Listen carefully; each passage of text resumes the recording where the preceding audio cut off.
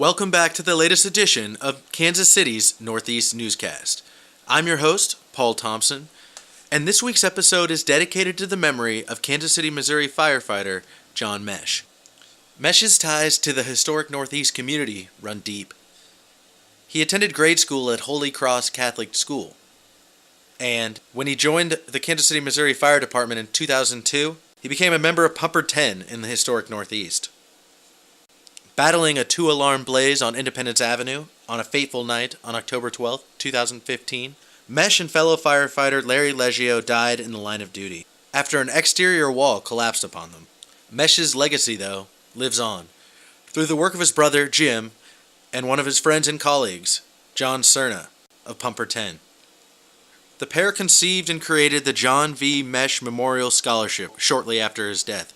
The charitable nonprofit that bears John Mesh's name supports one of his favorite pastimes, the outdoors.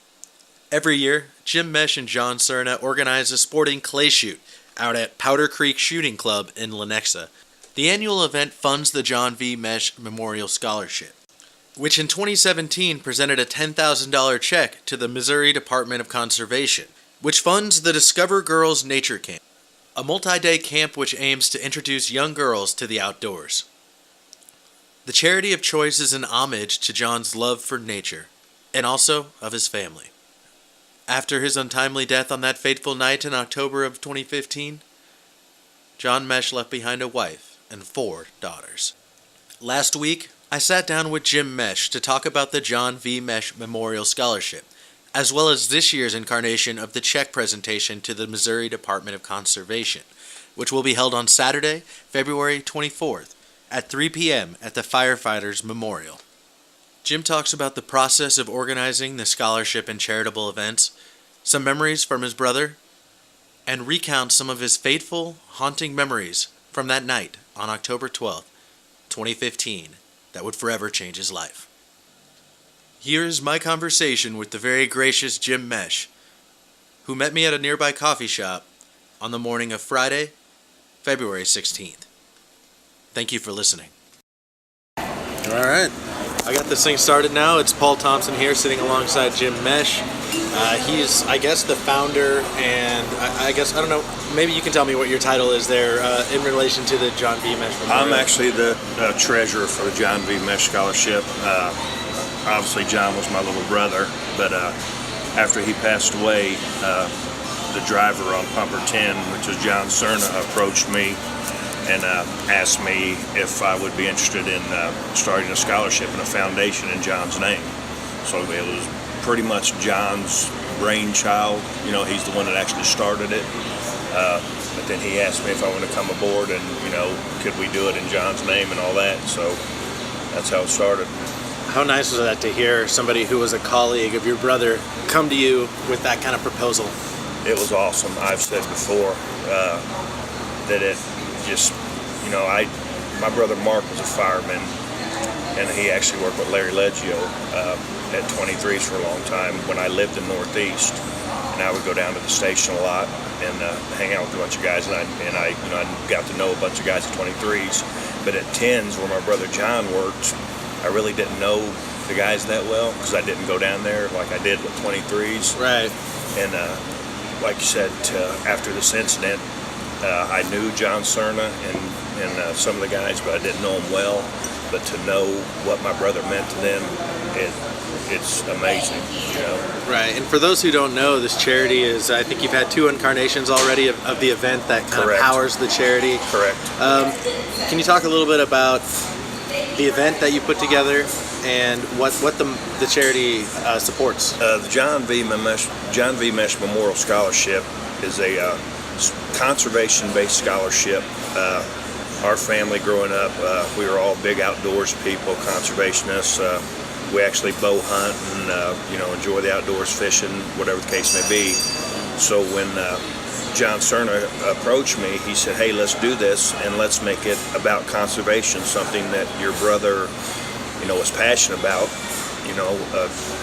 So I was like, absolutely. So we do a fundraiser, a sporting clay shoot, and this year, September 15th will be the 3rd annual, and that is predominantly how we raise all of our funds for our charity.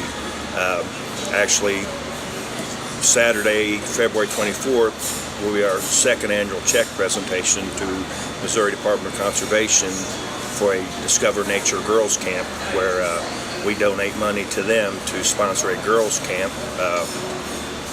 The reason being, my brother John has 4 daughters, and he was teaching them all about conservation and the outdoors, and we thought that this charity just gelled up perfect with, John teaching his kids about the outdoors and all of his children being girls. So we support that charity, and we also give out 2 scholarships per year to anyone can apply that is pursuing a career in conservation, whether it be a conservation agent, botanist, anything outdoor related. People can apply for this scholarship. Neat. Yeah, and this is substantial dollars we're talking about. I think the check that you presented last year to the Conservation Department was $10,000. Yes, $10,000 for the Conservation Department, and I believe it was either 32 or 37 girls attended the camp. Wow. That's awesome. Do you hear feedback from any of the attendees? Is there any follow-up after the fact about what their experience was like? Do you have any repeats? Actually, on that end of it, Conservation Agent Brian Bartlett is actually in charge of that camp. Okay. It was down in southern Missouri last year, so I wasn't able to attend that. But he did bring back pictures and a shirt, the camp shirt with all the little girls sign the shirt, and thank you letters and pictures and all that. But as far as me personally talking to any of the attendees, I haven't. Right. But it's documented. Oh yeah, Brian, he brought back a bunch of stuff, and we display it at our shoot. When we do the sporting clay shoot in September, we displayed all the stuff that he brought back to us to let people see where all their donations and sponsorships and everything, what that's partially going towards. Good. Now, I wanted to ask you a little bit about the evolution of the event. I know the second one was pretty big, and I'm assuming that there's going to be a trajectory that kind of just goes that way. But what are you hoping that it can become? Do you hope to expand it all, or is it already at a point where you feel comfortable with it, and like it stretches what you're actually capable of doing as just a couple of individuals who have kind of started this thing from scratch? I believe me and Sirna's ultimate goal, we want it to grow every year. One of my main purposes is just to keep my brother John's legacy alive, and keep, what him and Larry Leggio died doing, just keeping that legacy alive, plus helping people. And, my brother John was a real quiet guy, and I actually found out more since he passed away of the amount of people that he helped than I ever knew, when he was alive, because he's such a quiet, to himself person. But, unfortunately, after this tragedy, people approach and say, hey, your brother did this, and that. So it just makes me proud to know what a good man he was. And I just want to keep that legacy alive, and I want to keep the conservation legacy, going. That's what I was raised doing from my dad, my brothers, my sisters. There's a lot of guys at Station 10 that my brother John got them into hunting. I mean, these are grown men that really never hunted, and there was an annual trip that these guys would make. The guys stationed, they would go down to my parents' land down at the lake, and they would hunt. And that was something that they did, as a camaraderie for the firemen. And my brother John was one who, got guys into that. How surreal is it to learn these tidbits about your brother after his passing? I know, not trying to sound, it's hard to explain, I guess, because I knew what a good man John was. Right. He was, a traditionalist. I mean, he believed in the traditions of the fire department. He was the guy that, like my sister told me a story that when John was, like 10-year-old kid. They were walking to the grocery store or something, and my sister was, probably 15 years older than John. She might have been 25 at the time. He's 10 or whatever the case may be. And they're walking the store, and he tells her, "Hey, get on the inside. The man's supposed to walk next to the street. You can't be next to the curb." I mean, just stuff like that.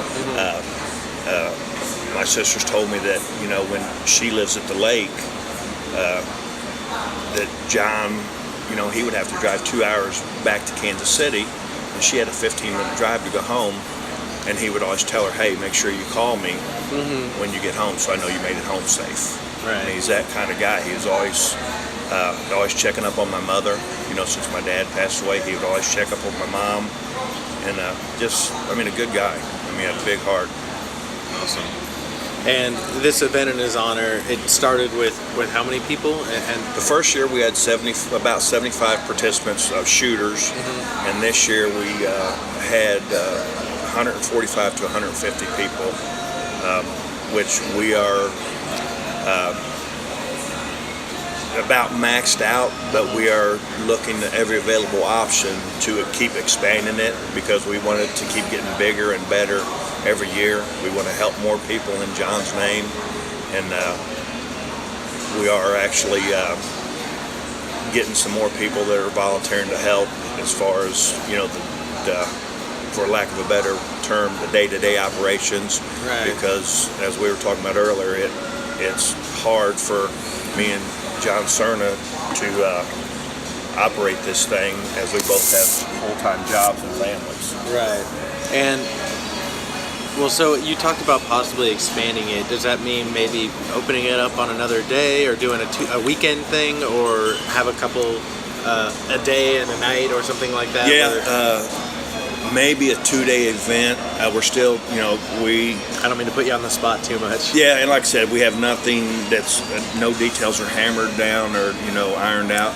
Just depends on really how this year plays out to see if it keeps getting bigger. But yeah, ultimately we'd either have to go to a 2-day event, or we're actually now trying to expand into doing an archery shoot as well. We've been in contact with a place called, it's actually a TV show on the Outdoor Channel called Raised Hunting, and it's a family, a husband and wife and their 2 sons do this TV show, and they have bow hunting camps called Raised and Full Draw Bow Hunting Camps, and we've actually partnered up with them, and they have a 3D bow hunting camp that they do, and we're in the works of bringing one of them 3D shoots here to Kansas City, so people that are, archery people can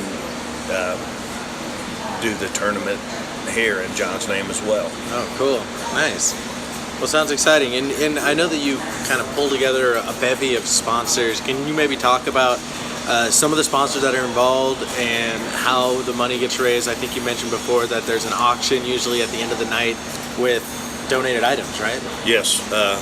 We have a silent auction for it's a good problem to have. Last year we had so many people donate that the event itself is a pretty long deal, because you have, like I said, 150 guys shooting 100 shots apiece, so that's a 4 or 5 hour ordeal in itself. And then we have a dinner, and then we have an auction. So we actually, last year we had so much merchandise that people donated that we end up having a silent auction, and we have a raffle as well that we set items out on a table and put coffee cans in front of that item, and you buy raffle tickets when you're signing up for the shoot that day. You have the option to buy raffle tickets as well, and if you see an item that's on a table that's up for raffle, you put your raffle ticket in there, and if it's an item that you really want, you put all your raffle tickets in there, whatever the case may be. Right. And the first year we actually waited till everybody was done shooting, and then we actually pulled the raffle tickets in. But that ended up, the first year I think we had like a 10 or 11 hour day, so we're trying not to hold people hostage all day. So last year we actually had someone draw the tickets while everybody was out shooting, and we put the winner's name on the prize, and when people come back from shooting, we told them, hey, go look at the raffle items. That's smart, yeah. inside to see if you won. If you won, your name would be on it. Right. And as far as a silent auction, once everybody was done shooting, then you go out and have your dinner, which is catered by Enchama's, Hog Jaw Barbecue, Casconi's Restaurant, Shemaikas, are some of the sponsors. But while you're eating your dinner, we announce the winners of the silent auction as well. And then once everybody has a chance to eat, we start doing our live auction items, which are our bigger ticket, higher priced items. And you mentioned before, I mean, the whole thing is mentally and physically taxing. Before we started here, you kind of relayed a funny anecdote about doing that auction and having big ticket items that almost didn't make the cut, right? Correct. We last year, like I said, me and John Sirna are basically the only full-time, so to speak, guys with this charity, with 100% of all the proceeds going right back into the scholarship. Mm-hmm. Obviously our families, both of our families help out a ton. We have a few firemen, Nick Silvio helps a ton, Andrew Romano from Company Sports, Joe and Don Eddings from E2 Embroidery. They help out with all the shirts and this, that, and the other. But as far as the day-to-day operations, me and John Sirna, are the ones. Obviously, I have people say, hey, reach out to this person. They might be able to help you out and this, that, and the other. But it is a grind. It's, for a one-day event, we're usually going 6 or 7 months ahead of time trying to get everything organized and this, that, and the other. And like I said, John is a firefighter, so he has a full-time job there. He has 2 kids, a wife, right. Plus he has his own business that he does on the side that he's trying to run. And so it does get mentally draining and it wears you out. But to your question, last year we did our auction, and we were all done with the auction, the live auction, and I was like, hey, we want to thank everybody for coming out. Well, then I had one of my buddies. You're doing the wrap up, right? Yeah, I was saying my farewells or whatnot, and I had a buddy out there that was waving at me, and I keep thinking to myself, why are you waving at me, trying to get my attention? Can't you hear him? Yeah. So I'm in the middle of something, right? Yeah. So finally he just said, hey Jim, you forgot the hunts. Right. So which is one of the big auction items. Oh yeah, we had a bunch of stuff. There's a clubhouse at the Powder Creek Shooting Park, and we display everything in there. And some of the bigger ticket items, we have some saws that were donated from Husqvarna that are too big to move. Just the bigger ticket stuff. And we didn't bring them outside to where we were eating dinner. We just brought the smaller stuff out. So it just totally slipped my mind that these things were still across the street. So after I, tell everybody, hey, thanks for coming, and people were walking to the cars, and I said, whoa, stop, we still got it. Nice. So yeah, pretty draining. So if somebody wanted to help, maybe, what would be the method for somebody to get in touch to maybe reach out to you to try to join up and help out a little bit? You can either go, we have a website, johnvmesh.org, that you can message us there, or there's a Facebook page. It's a 363 Hunt Club. 363 is my brother John's badge number, and there is a Facebook page that you can message us as well, and it has all of our contact information on both of those sites. Good. And I know we touched a little bit about it earlier. I will do an introduction where I explain kind of what happened and why this event takes place, so that we don't have to dive into it right at the top. But can you maybe discuss a little bit about that fateful night and how you found out that John had been involved in an incident? Yeah, I was actually at home. I just got done watching the Royals Houston Astros game, and I remember the Royals were winning the game, and they started losing, and I'm the kind of fan that I get irritated pretty quickly, so I actually changed the channel. And then I was just sitting in my bedroom watching it, and I changed the channel, and then I sit there for a few minutes like, I gotta watch. So I changed it back, and we ended up coming back and winning the game. And I remember I was so happy. I'm a big Royals diehard, and so I was just sitting in my bedroom reading a book, and my phone rang, and I didn't have the TV on, which is so uncommon for me, and my phone rang, and it was a number that I didn't recognize. And I normally, I don't want to say screen my calls, but I don't answer if I don't know the number. But if for some reason I answered the phone and said hello, and the guy said, "Jim, what are you doing?" And I said, "Who is this?" And he said, "Mark." And I was like, "Mark who?" And he said, "Your brother." And at this time, I had no idea that anything had even happened. And if you told me that I wouldn't recognize my brother's voice, I would say that impossible. I talked to him every day. You know, I could pick him out of 1,000 guys, but for whatever reason at that time, I didn't know who it was.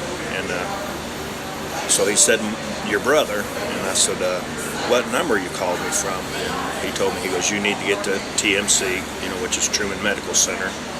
And my first thought was something happened to my mother.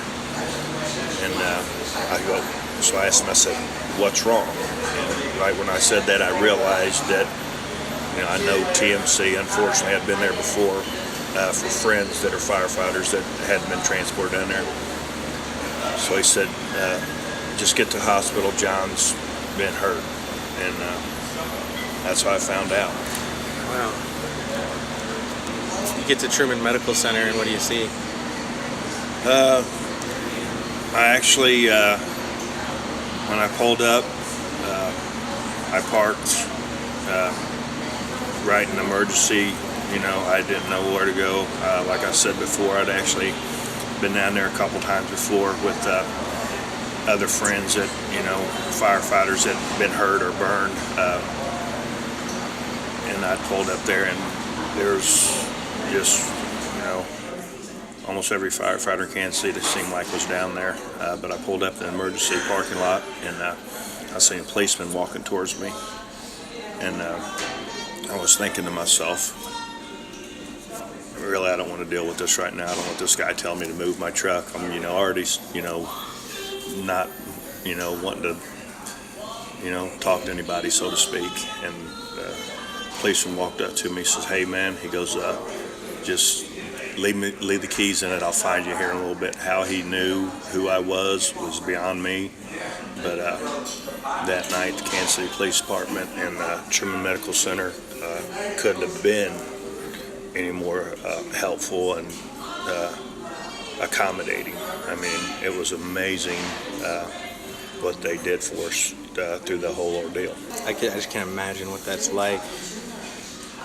How have you taken it in the interim? I mean, how have you been able to move on, if at all? Actually, I think the charity helps a lot, you know, keeping John's legacy alive.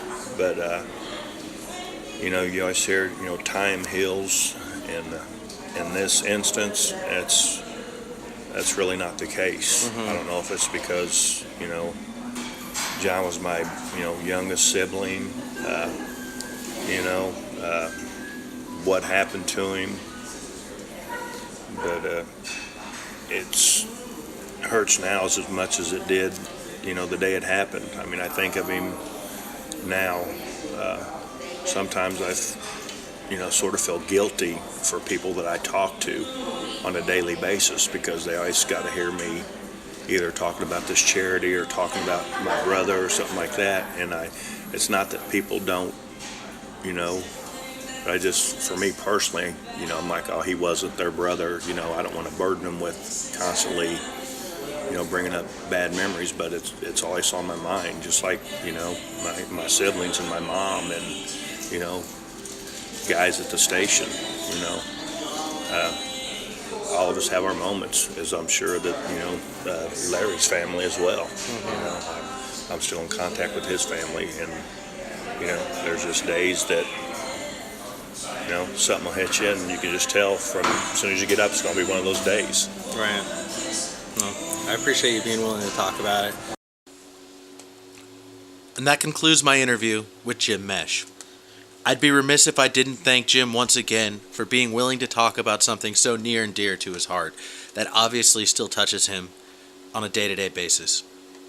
So thank you to Jim for your graciousness, and thank you for the work you're doing to continue John's legacy with the John V. Mesh Memorial Scholarship.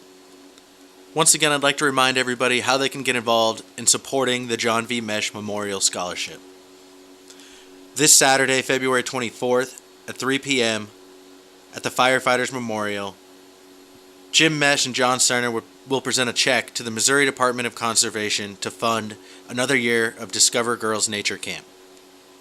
If you'd like to attend the fundraiser next year, they've already set a date. Saturday, September 15th, with a tentative 1 p.m. start. To learn more, go to johnvmesh.org or visit the 363 Hunt Club Facebook page. Thank you for listening, and thank you once again to Jim Mesh for taking the time to talk to us.